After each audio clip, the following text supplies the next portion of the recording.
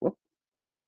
There we go. All right, mean value theorem. Let f of x equal x ln of x. So we've got function is x ln of x.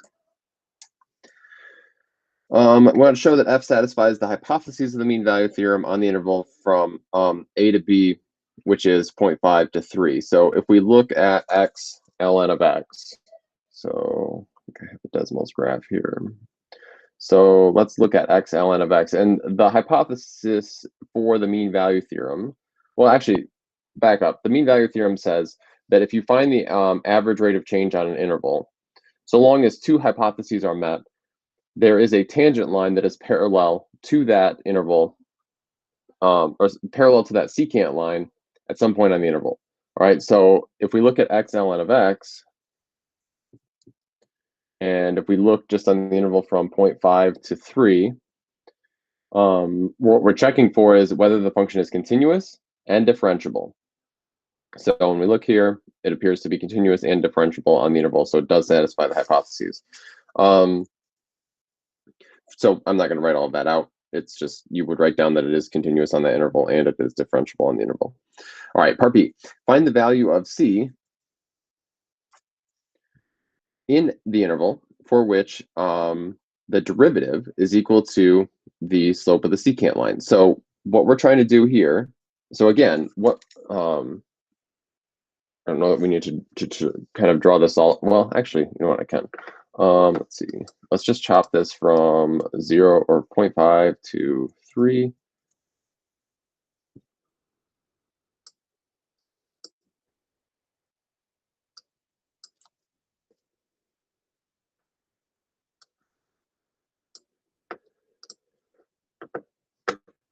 Okay, so what we're trying to do is show that somewhere along the curve here, so here's our secant line, right? We're going to figure out what the slope of that is. The mean value theorem says that somewhere along the curve, there's a tangent line that has the same slope. So where is it? I don't know. This is not a very, it's a pretty gradual like thing, and this is not the best way to draw a line. But somewhere in here, there's a tangent line that is the same slope as the secant line, all right? So the question is, where is that? Well, it would be helpful if we had a couple things. One, the derivative, and two, the slope of that secant line. If we had those two things, then we could figure out where that tangent line was the same, had the same slope. So let's find the secant line first. So we're going to go we're going to go f of b minus f of a divided by b minus a. All right, so f of b is going to be f of 3, so it's going to be f of 3 minus f of 0.5 divided by 3 minus 0.5. Hop back over to Desmos real quick. Let's call this f of x. And get rid of those bounds. And so we can just do this all in Desmos, I think. So if we go f of 3 minus f of 0.5, all of that divided by 3 minus 0.5, we get 1.456. Sorry, 1.457. So we'll make a note of that. We'll go find the derivative. So f prime of x, this is going to require the product rule. Careful, this is sort of a sneaky one, but it's x times ln of x. So we'll go first times the derivative of the second. The derivative of natural log of x is 1 over x, plus the second, which is ln of x, times the derivative of the first, which is just 1. Clean this up just a little bit.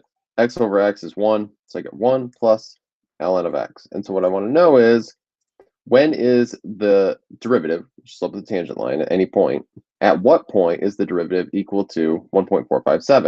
And that comes straight from, the question in the book here is, like the way it's phrased is, when is f prime of c equal to the slope of the secant line? It's like, well, we've got everything we need now. We just need to solve that equation.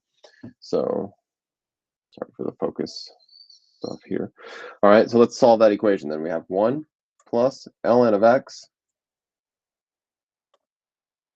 is equal to 1.457.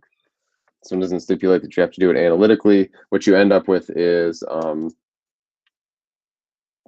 that C value occurs when x is equal to 1.579.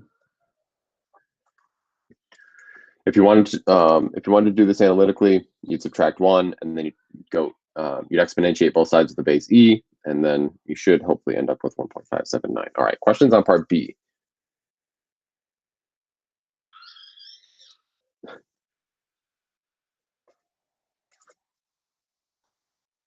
Cool. Part C. Write an equation for the secant line A, B, where A is A comma f of A and B is B comma f of B. We already have the slope for that. We can just put that into point slope form. Y equals m times x minus x1 plus y1. Now we have the slope is 1.457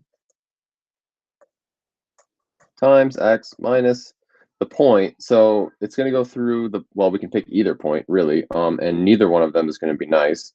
So I'm going to just write 0.5 plus f of 0.5, whatever that is. And then when you simplify it, you should end up with this 1.457 x minus 1.075. That's in slope-intercept form. And then write an equation for the tangent line that is parallel to the secant line, AB. So for this one, so for part D, we're going to do a similar thing. We know the slope has to be the same, so it's 1.457x times x minus, and then the x value we figured out was at 1.579. So x minus 1.579 plus f of 1.579. Right? So then simplify that. Okay, and so the book has this for the final answer: 1.457x minus 1.579. Right? Questions on number 37.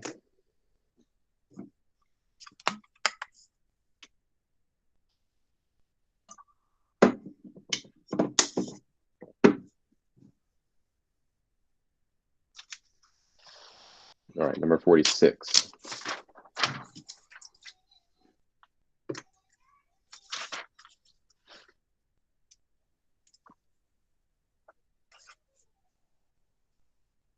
Storage bin. Find the dimensions of the largest open top storage bin with a square base and vertical sides that can be made from 108 square feet of sheet steel. Neglect the thickness of the steel and assume there is no waste. Okay, so this is an optimization problem. Let's get a sketch of what's going on here. Similar to one on the quiz, I think. So we have a rectangular prism. It's going to be a box with an open top, square base.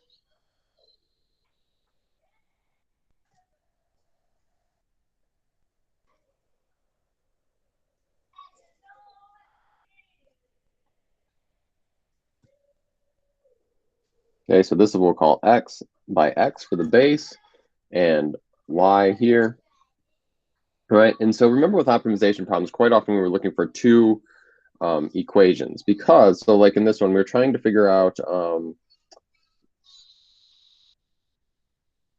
the largest open top bin. So we're trying to figure out the largest volume we can make given a certain amount of sheet steel. In other words, a certain surface area. Okay, so our formula for volume, the thing that we're actually trying to optimize, is x squared y. Right, just base times height, and the area of the base is x squared. And then the surface area is going to be all the sides added up. So the base is x squared, the area of each side added up. So the base is x squared, and then we've got x times y for the sides, and there's 4 of them. So plus 4x y. All right. So we've got two equations, we've got two unknowns.